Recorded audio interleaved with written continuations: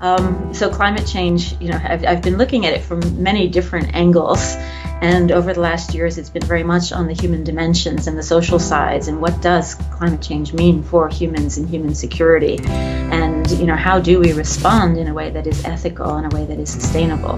How do we take all the knowledge that we have on change, social change, transformation, personal, cultural, systemic, behavioral changes, put this to use into, deliberate, ethical, and equitable transformations to sustainability.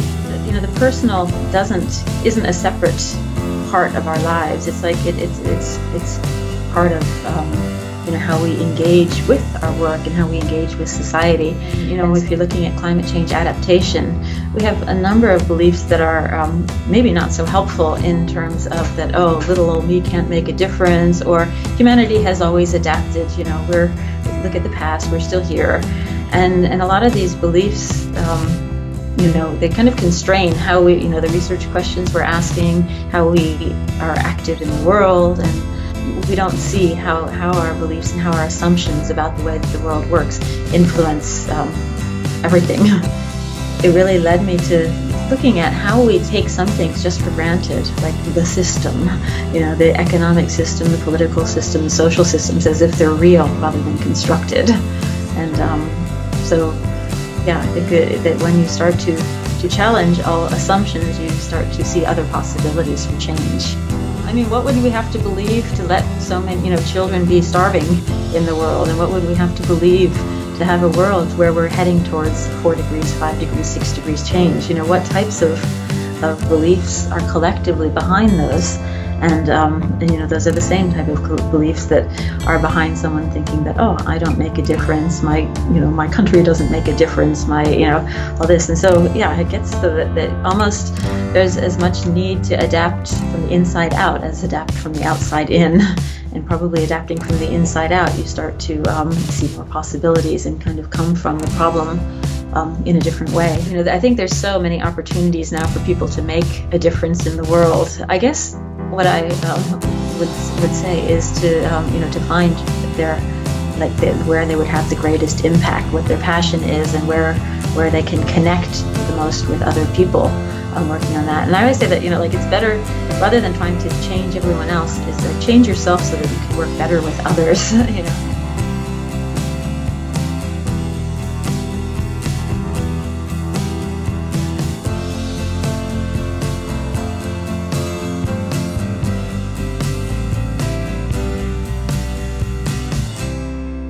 Hi, and welcome to another interview in the Epic Changemakers interview series. Today I'm sitting here with Karen O'Brien, and I'm really happy that she's able to join me here today. And she's a professor in the University of Oslo. And from the first time I met her, she's like the energy she's bringing, and all the what to call this, and the presence, the power, heartfelt power that she's bringing into the room is just amazing. I looked at her CV before doing this interview. It's like 10 pages long thing going on about books and papers and book chapters and reports, and she's on the Intergovernmental Panel on Climate Change, part of the UN. Got 25 years of experience in climate change research. And what I find fascinating here is that she's connecting the human responses to the environmental change. What are the things going on, or human insights, both personally, culturally, and systemic responses to it. So thank you for joining us today, Karen. Oh, thank you, and thanks for that kind introduction. Yeah, I'm curious about what was the start? What got you into climate change? I got interested in climate change back in 1988. I was originally interested in becoming a diplomat and going into the Foreign Service. And while waiting for the security clearance, I worked at National Geographic, and I suddenly learned about all sorts of environmental issues, and thought, wow, I better understand a little bit more about this if if we're moving into international relations in the future. And so 1988 was a really hot summer in the U.S., and that was when James Hansen testified in front of Congress. And I met a professor, Diana Liverman, who was working on a project in Mexico on what climate change meant for Mexico and food security. And 25 years then, I've been doing climate change research, pretty much nonstop. Right. So what was the prompt to actually climate change? Well, actually, the prompt was to deforest tropical deforestation as much as climate change. This idea that, gosh, we're losing species left and right. We're in the sixth greatest extinction, and so I really wanted to couple those together. So for my PhD, I actually looked at tropical deforestation and climate change in Chiapas, Mexico, to see what are the links, what are the what's the relationship between the atmosphere and the biosphere, and what land use changes, and that was very exciting. But it brought me right back to these kind of large-scale macro processes, and how both deforestation and climate change are not just random things; they're very systemic, and they're caused very much by the global political economy. Rather than just the individual. So climate change, I've been looking at it from many different angles, and over the last years, it's been very much on the human dimensions and the social sides, and what does climate change mean for humans and human security, and how do we respond in a way that is ethical, in a way that is sustainable. So I've kind of been going at the issue from many different aspects, but more and more into what do we do about it now. All right. So when you say what do we do about it now, what do you mean? Well, I think we're at a point now where we understand, we really understand the role that humans have been playing in the larger Earth system, and what we're doing, not just to the climate, but to the environment in general. And I think that, reflection on that we actually have a choice now, and that we're part of the problem and we're part of the solution is, we're at a very critical point now, that we have to actually decide which direction we're going in. And so I think that idea that, how do we take all this knowledge that we have and work collectively for change is, a big question. All right. So when you look at both, personal, cultural, and systemic, do you see it as a whole? Do you see it, where is the leverage point here? Mm-hmm. Well, I see them as all influencing each other, and I think there are many different types of leverage points, and I like to think of it as different, operating in different spheres, and that there's a very practical sphere where we have measurable outcomes, where we see, the things that we're trying to change, reducing greenhouse gas emissions, preserving genetic diversity and biodiversity, increasing health and education. All of these things that we're really struggling to do is, one type of a thing where we can make a difference. But surrounding that sphere, the practical sphere, is this political sphere of the systems and the structures that are keeping things intact, or potentially allowing changes to happen much easier. And I think that the political sphere, the systems and the structures are enormously important, because to scale up the types of changes we're talking about, we need systemic changes, and we are also influencing the system at an unprecedented magnitude. But surrounding those spheres is also the personal sphere, which is the individual and collective values, worldviews, beliefs that really influence how we see the system. And so, I think that all of these spheres are interacting with each other, and that within each sphere you might have a good leverage, different types of leverage point. But the more powerful leverage points are always in the outer sphere, in the personal sphere, in our collective and individual paradigms and ways of seeing the world.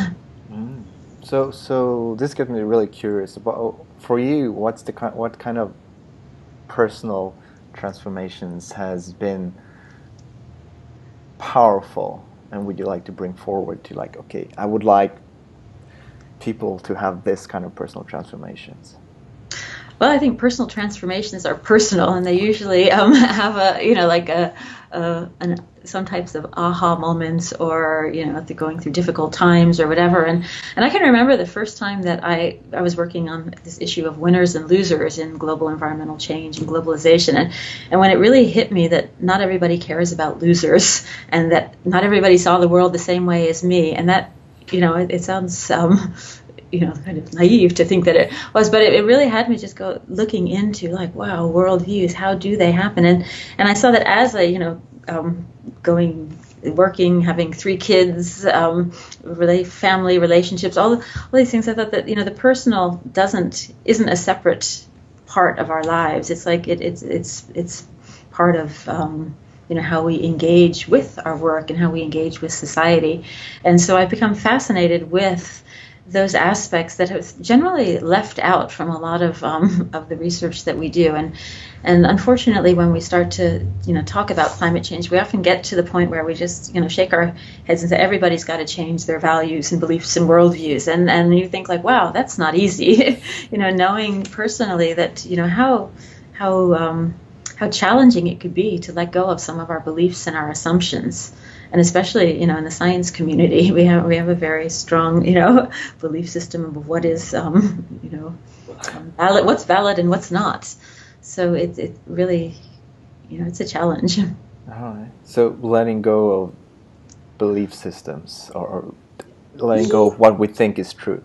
Yeah, what we think is true. And, I think there's obvious the things that we the beliefs we kind of have and are obvious, but I think we have a lot of other beliefs that go quite deep. And, if you're looking at climate change adaptation, we have a number of beliefs that are maybe not so helpful in terms of that, oh, little old me can't make a difference, or humanity has always adapted, we look at the past, we're still here. And a lot of these beliefs, they kind of constrain how we, the research questions we're asking, how we are active in the world, and I think that it's kind of a we don't see how our beliefs and how our assumptions about the way that the world works influence everything. Yeah, they're just like the color of the eyes, glasses you've got on, and they're just there. Yeah, you don't really know you got glasses on. Mm-hmm, yeah, and they're filtering everything, and they're and they certainly serve a purpose, giving us stability and some things, but they also are very much clouding the way we're looking at the issue. And with an issue like climate change, you start to see that we start discussing it as a belief. Do you believe in climate change or do you not believe in climate change? And it starts to get a very polarized discussion, instead of saying like, okay, what are your assumptions about the way that humans engage with the environment, or human environmental interactions are carried out, and how do you understand the system, the climate system, human systems and things. And I think that when you start to look at that understanding, you start to get to more and more beliefs and that come out. And we often underestimate how climate change challenges many beliefs that we culturally, individually, historically have held about the environment. So for you, what are some of the assumptions and beliefs you found yourself challenging in yourself? Yeah, I think that, some of the beliefs that I've held in relation to climate change have been a little bit more like, oh, it's humans can't make a difference. It's too late. We're not smart enough. It's all too late. And when I started to uncover those, I think that there's a lot of deeper things of questions of, do I make a difference? Can individuals make a difference? Can groups make a difference? And you start to unpack a lot of the software that we're running on that is influencing, what we think we can do. And it really led me to looking at how we take some things just for granted, like the system, the economic system, the political system, the social systems, as if they're real rather than constructed. And I think that when you start to challenge all assumptions, you start to see other possibilities for change. Cool. So for someone looking to become a more powerful change maker or create a bigger change in the world, what what insight or what direction would you point them in? Oh, I think there's, I think there's so many opportunities now for people to make a difference in the world. There's just, there are so many things that are all very much connected and related in terms of doing things. But I guess what I would say is to, to find their where they would have the greatest impact, what their passion is, and where they can connect the most with other people, working on that. And I always say that, it's better, rather than trying to change everyone else, is like change yourself so that you can work better with others. Like work on your own transformations, and then you work better with others, rather than waiting for everyone else to transform. Yeah, everyone has kind of their sphere of influence and an area where they can make an impact. Yeah. So. Right. So you say, okay, look within for what kind of transformations I can make within. Well, where do I start to look there? I think you start to look where things are showing up as problems on the outside. Like what are the things that are challenging you personally right now? Is it that you're afraid to speak up and voice what you think about something? Are you afraid of criticism? Are you like all of those things that will empower? Addressing them empowers you to make a bigger impact. Mm. Let's say I'm feeling afraid of being criticized. Right? So where I can recognize that in myself. Mm-hmm. So where do I go from there to create a personal transformation for me? What's your experience there? Well, I think you look at what the other beliefs are. What are your assumptions about, what's so wrong with being criticized? What's the, there's a lot of different tools and methods for getting at those, the underlying fears that one has of being criticized. But you can also then expand it up and, and look at how that same beliefs affects everything from politics to every organization. We have this fear of being criticized, this fear of the assumption that we have to be a certain way and not another way. So also looking at, okay, this is actually not just me. This is the way that society operates a lot of the time. Yeah, there's kind of like the micro and the macrocosms of that. People right now are saying like, wow, we're so stuck, we can never change. Oh, we just can't get off of fossil fuels. We'll never be able to have an equitable society. It's just, it's almost that we start to take everything as, that as a given. And we say, oh, this is the way I am just this, rather than actually recognizing that all of these are, there's some strong foundations for this and foundational beliefs and things that we picked up when we're not even personally, that we're not even aware of them. Often when you're a child, or that, oh, I have to be this way in order to be a good person, and those carry on with us, and our systems and structures that we've created in society are similarly things that have worked in other time periods for different reasons, and we're carrying them on as if they're as if they're solid and have a life of their own, instead of as just reflections of the way we believe the world is. So it's construction of who I think I am. Mm-hmm. Is similar to the construction of the systems that we live in. I think so. I think there's a lot based on just our worldviews and the way we've constructed reality. Yeah, I mean, what would we have to believe to let so many, children be starving in the world? And what would we have to believe to have a world where we're heading towards 4 degrees, 5 degrees, 6 degrees change? What types of beliefs are collectively behind those? And those are the same type of beliefs that are behind someone thinking that, oh, I don't make a difference. My country doesn't make a difference. All this. And so, yeah, it gets to that almost there's as much need to adapt from the inside out as adapt from the outside in. And probably adapting from the inside out, you start to see more possibilities and kind of come from the problem in a different way. All right, great. Thank you. So I heard you just launched a new website today. Yeah, we launched a website called C Change, letter C Change, to focus not so much on the climate part of climate change, but on the change part. So it's really about transformation in a changing climate, and like how do we actually go about doing this? So we're hoping that it will serve as a platform for sharing information, not just knowledge, but also action. For how do we make this happen, and how do we take all the knowledge that we have on change, social change, transformation, personal, cultural, systemic, behavioral changes, put this to use into deliberate, ethical, and equitable transformations to sustainability. Cool. So who would this page be just right for? I think anyone who is getting a little bit, like tired of the stories of climate change. We have to, we can't do anything about it. It's game over and things. And people who really, start to say like, yes, how can I make a difference? What's how do we approach this? How do we see change in a different way? How do we take in different perspectives on a problem that is so complex and so, in some cases, so overwhelming that we tend to, just kind of want to shrug our shoulders and give up. And yet, there are so many important perspectives out there that aren't always brought together in a very holistic way.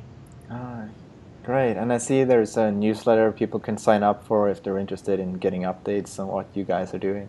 Yeah, and we also have a sharing page, so we're really looking forward to people, really using it as a platform to share really good websites or videos or things that are related to climate change and transformation that can maybe inspire others. Oh, great. All right. Anything else you'd like to add at the end here?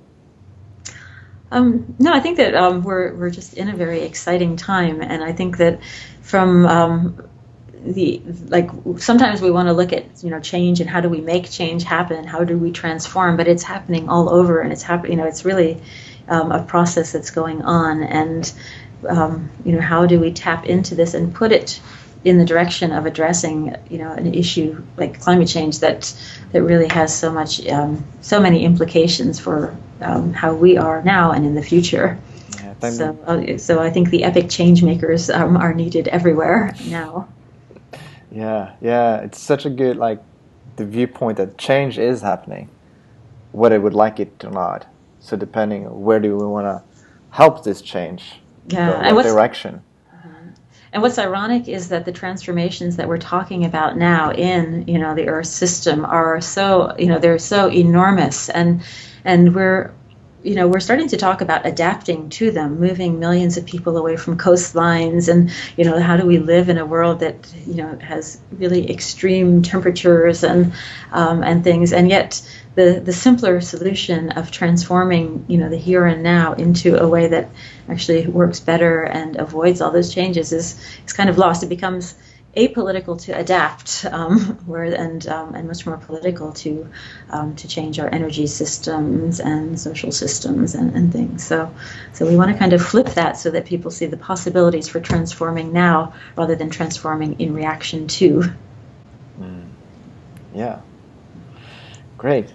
Thank you so much for doing this interview with me. I love this. Mm-hmm. Well, you're welcome. It's a pleasure, and I hope we stay in touch. Yeah.